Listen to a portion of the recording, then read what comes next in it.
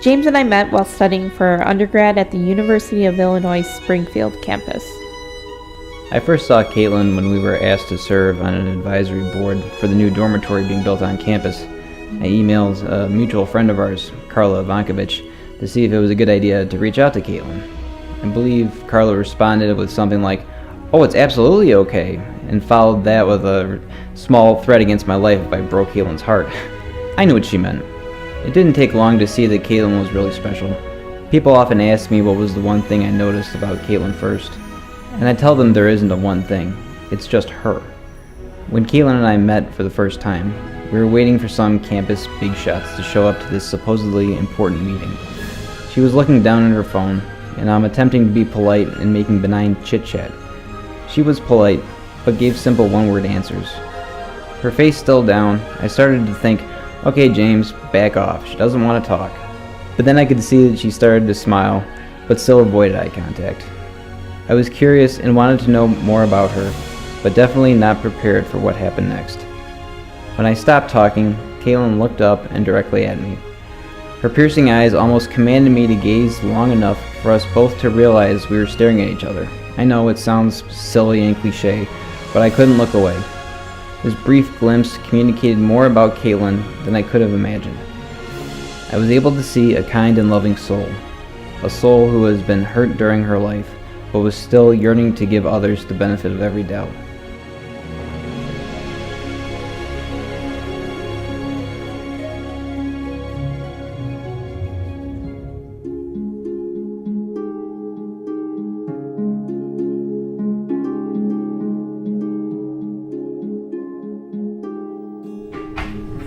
Hi, I'm Katelyn. It's October 7th, 2017, and today I am getting married to James Lyon. I am very excited at this moment. It's been a long time coming, and just eager to get the day started and celebrate both life and love. James came into my life when I wasn't looking for love or friendship.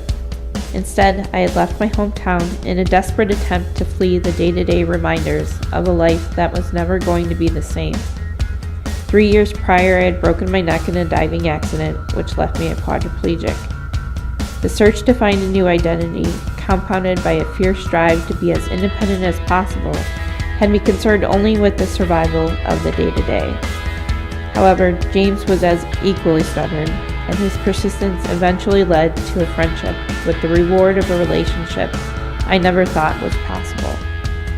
To this day, James sees beyond the wheelchair, with a clarity far greater than my own. James has single-handedly been behind so many of my, accomplishments in the quiet background. He doesn't get a lot of credit for many of the things that he does. But he's my hands when I want to do a project. He's my legs when I gotta get somewhere fast and or have some type of task that just my physical limitations don't allow me to do. He picks up that slack, and it's not something that always has the limelight on him in that role, and he never seeks the attention and recognition for that. He just kind of goes along selflessly providing that every day. I think our relationship started off and was really like the foundation was built on a great friendship, and that's how it started off, and just kind of blossomed over the years. Overall now, as we are here together on October 7th, 2017. We've been together for 10 years. So it's been quite a long time. And we've just seen a lot of life in those 10 years. So our life isn't always pretty, and our relationship has not come without cost. But a few years ago, James and I came up with an analogy that stuck in my mind. Life has dealt us circumstances that sometimes feels like our hopes and dreams are left in shattered ruins. But together we can take those pieces and create a far greater masterpiece. A mosaic of gratitude and a life worth living.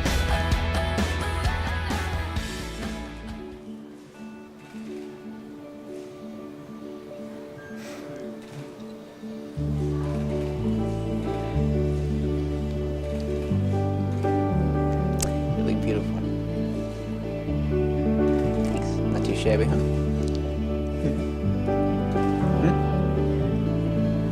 Rub wheels. Squeaky, squeaky. Gorgeous.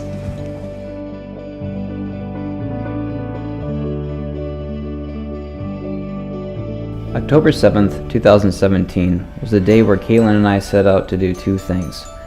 Publicly declare our love for Christ and each other in the company of friends and family, and take time to celebrate the gift of life and love.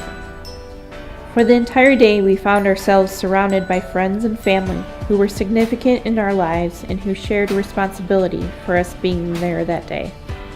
By no stretch of the imagination, it is a miracle that our two sets of parents have remained married, out of the psych ward, and out of jail. Kids are never easy, but the two of us put our parents through some of life events that would drive most past their brink. Yet through God's grace, our parents remain steady figures of support and unconditional love. James and I both were blessed to be raised by parents who instilled a foundation of faith in our lives. More importantly, they served as living examples of that faith. Philippians chapter 2, verses 3 through 4 says, "Do nothing from selfish ambition or conceit, but in humility count others more significant than yourselves. Let each of you look not only to his own interests, but also to the interests of others." A protective soul, wanting to accurately gauge each encounter so as to not freely invite being hurt by others. This soul fearlessly broadcasted its independence, fortitude, and intelligence to immediately dissuade any conspiring or notion of corruption. And this loving soul actively sought for one of similar caliber, but, lucky for me, under the right conditions would settle for something close enough. Katelyn's eyes precisely and unmistakably conveyed all of these requirements for entering her life in those few seconds of staring at each other. I was worried. I didn't know if I passed or failed her test, until I saw her unforgettable dimple-to-dimple smile of approval. I know that's a long answer, but it's important. Sometimes Katelyn asks why when I tell her that I love her. Katelyn, this is what I mean when I answer, because you're you. His example has taught me the significance behind not just wishing for the things you want, but working for them. This idea of selfless love is a theme that's echoed throughout my entire life by the actions of my mom, Kathy Murray. For all four of her children, she routinely sacrificed her own interests for the benefit of her kids.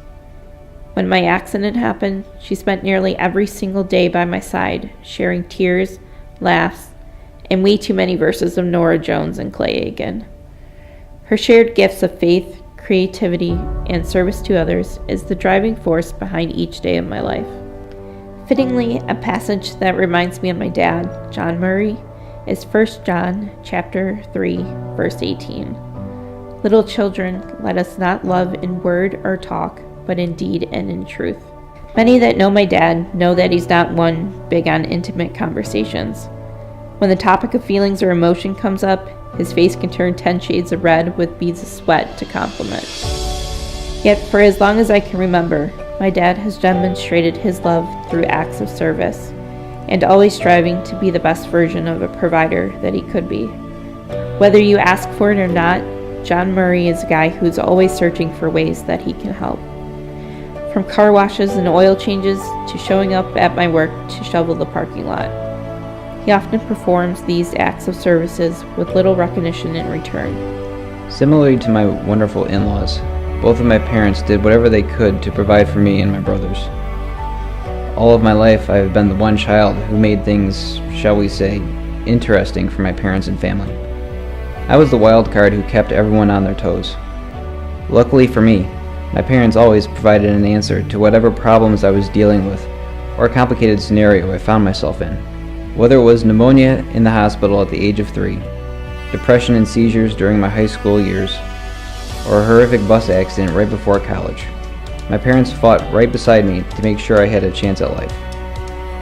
I gave them multiple chances to say, "I'm done, I love you, but I can't help you anymore." But they never did.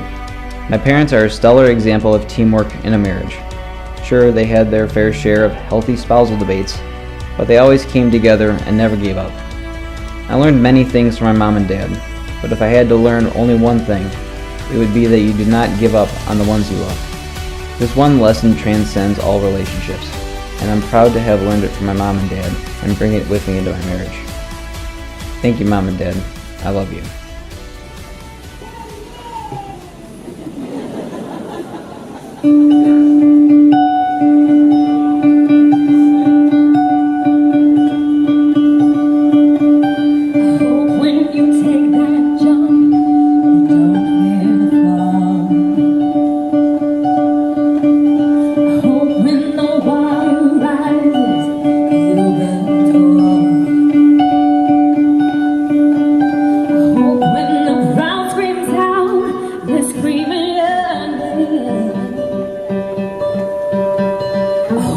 Everybody runs, but you choose to stay.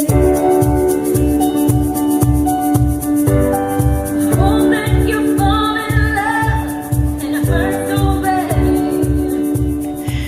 Not the most romantic of stories, but James has spent a long time planning a sightseeing, as you will, of around the Christmas season, of light displays in the neighborhood, and he had a whole route that he meticulously planned and mapped out to take me on. Unfortunately, at that same time, I was going through some health complications that included high dosages of muscle relaxers. So I had taken those muscle relaxers right before that romantic drive that he had planned this time to propose, which I wasn't aware of at that time, but I kind of had a feeling that something was up. But at moments where James was trying to get me to pull over, probably to make his move, I literally was at the point that I just would pass out as he would start talking. And you were the driver. Yeah, and I was the driver at that point. I think he aborted his mission quite soon, after a little bit of time. Third swerve. Yeah, and decided we better go back home. He later asked the question, just simply at home in our at our apartment, but it was no less significant.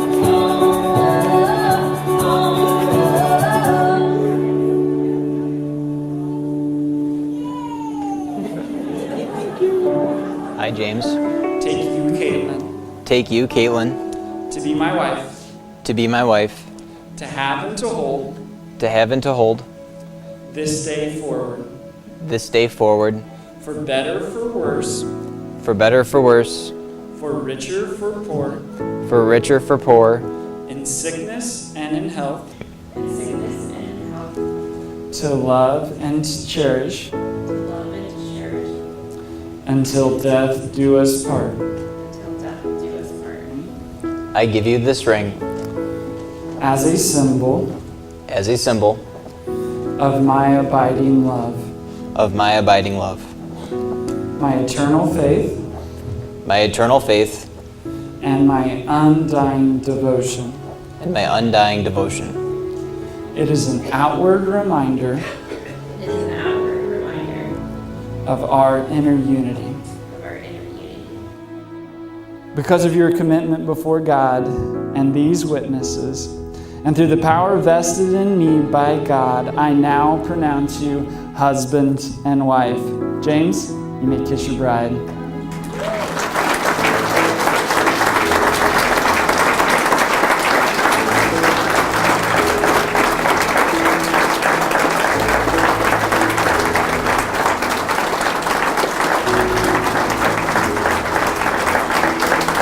Ladies and gentlemen, it is my privilege to present to you for the first time James and Katelyn as a married couple.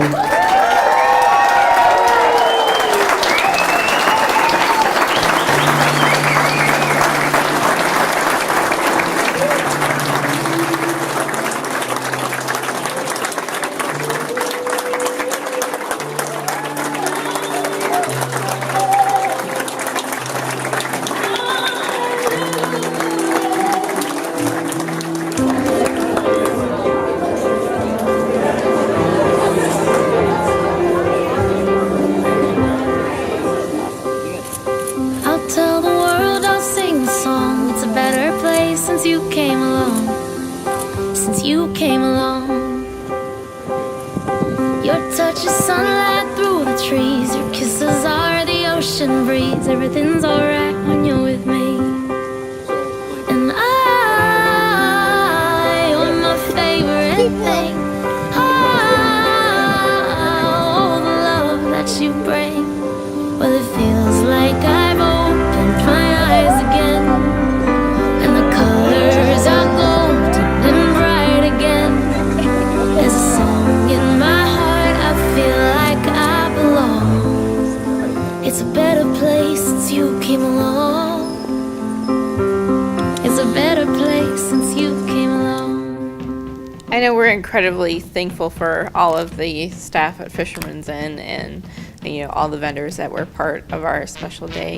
Each James and I are pretty meticulous in our decision making, and everyone that we chose to be part of our day was, in our opinion, the absolute best of the best. And so we are so appreciative of everyone's skill level that they've brought to the table in making this day the absolute most perfect that we could have thought of.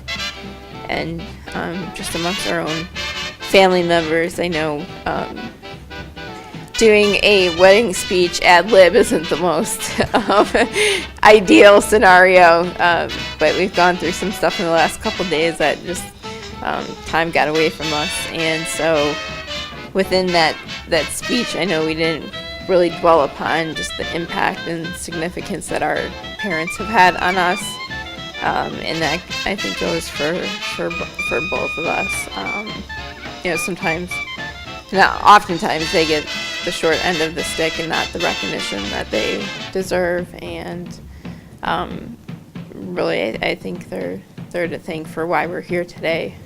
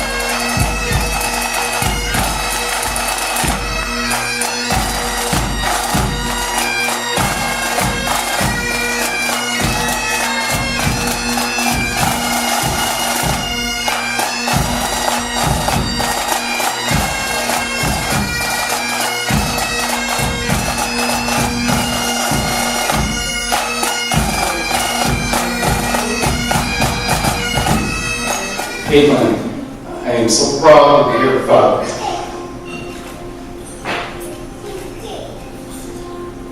Your positive attitude has helped your mother and I.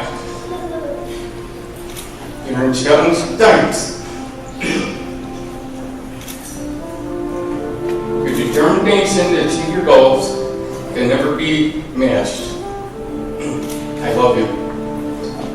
May God bless you, your union, and bring you the greatest joy today and always. I love you both.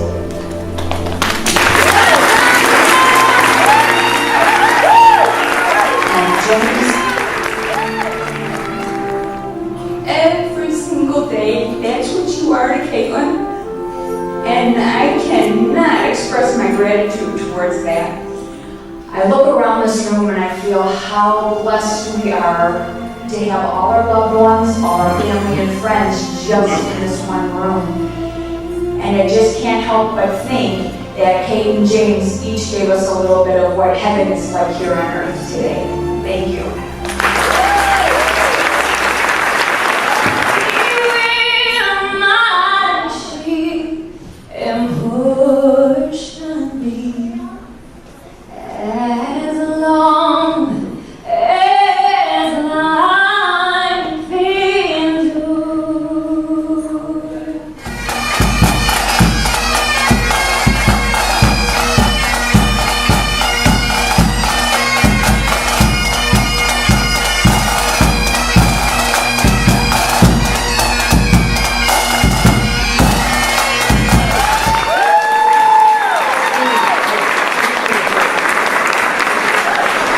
Family, or at least my family anyway, is a little bit like a roller coaster.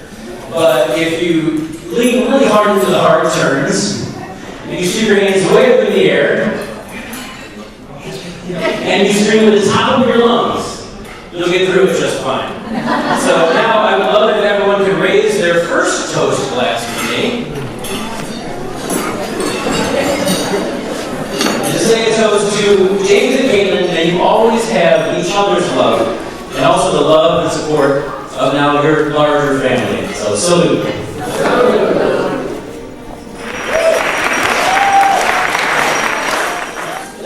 After Kate Jackson, there was a part of her missing. My second grade self noticed it, and so did everyone else around her. However, this part of Katelyn, the part we had all been trying desperately to repair, was fulfilled when she met James. May your troubles be as few and far apart as Grandma Apple's teeth. May your hands be forever clasped in friendship, and may your hearts be forever joined in love. Cheers. Our faith that has gotten us through, and how we have seen that faith represented in the different people that we have come into contact with. It can begin, with Sue Watland, who was the individual who pulled me from the pool, and who I literally have to thank for my life being here. I'll make you wave just so everyone can thank you during the night.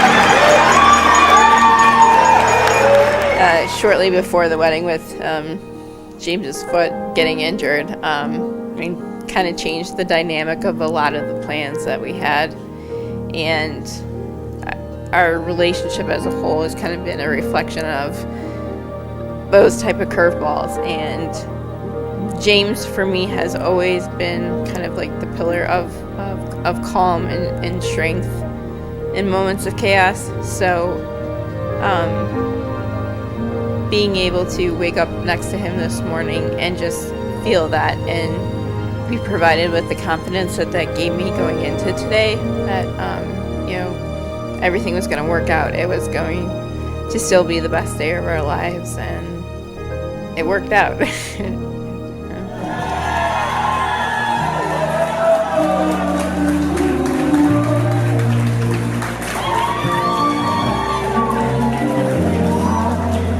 Let's keep those applause going, ladies and gentlemen.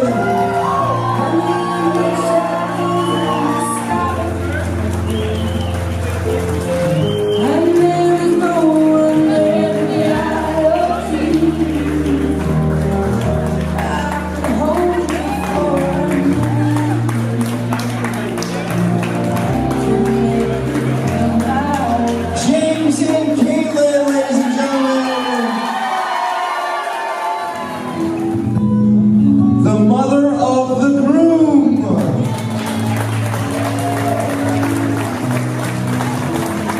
He was a guy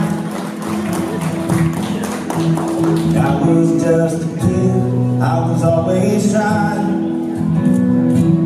to do everything he did. I can still remember every lesson he taught me. Growing up, learning how to be like my old man.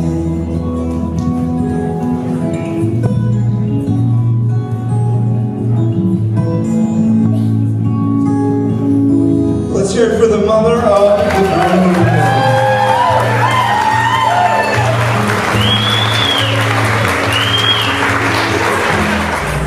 Congratulations. Everything was beautiful. You guys are beautiful. Your love story is such an inspiration.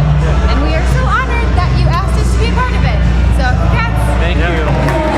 Hi, Katelyn James. Congratulations on your wedding. Best wishes from Mary and Caleb. Congratulations, Katelyn and James. Beautiful wedding. Have fun, guys. Love you guys. As long as you guys last longer than him, you guys will be fine. Hi, Katie. James. Love you. Love you. Thanks for having us. Thank you. It was a great time. Wonderful. Don't forget us. Yep. You're Lincoln Way nurses. Oh, don't you dare look back. Just keep your eyes on me. I said you're holding back. She said, shut up and dance with me. This woman is my destiny. She said, ooh, shut up and dance with me.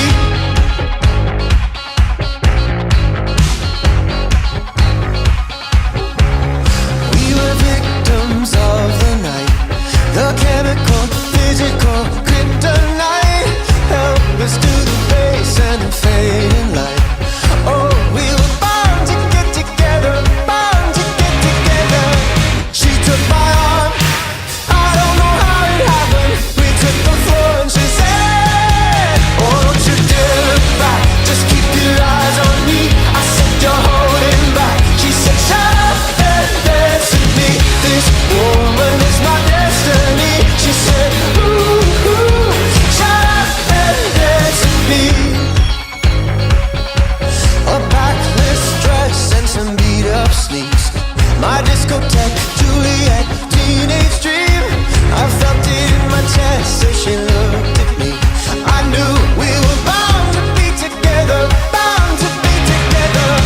She took my arm. I don't know how it happened. We took the floor and she said, oh, don't you dare look back. Just keep your eyes on me. I said, you're holding back. She said, shut up and dance with me. This woman is my destiny. She said, ooh, shut up and dance with me. Oh, come on, girl.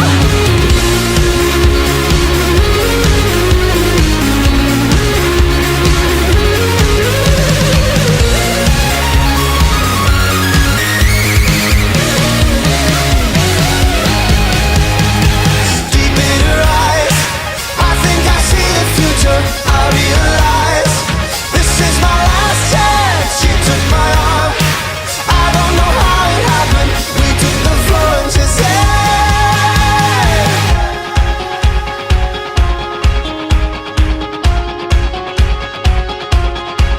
oh, don't you dare look back. Just keep your eyes on me. I said, you're holding